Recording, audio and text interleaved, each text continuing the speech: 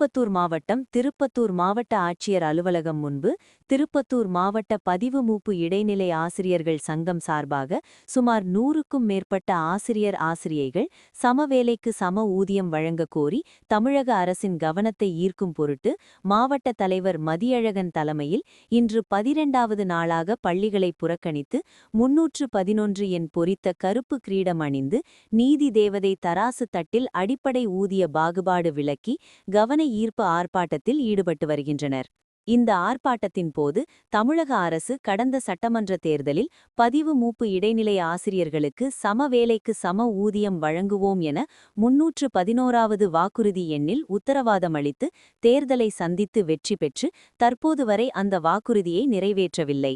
ஒரே கல்வி தகுதி, ஒரே பணி, ஆனால் ஊதியம் மற்றும் வெவ்வேறா கலைந்திட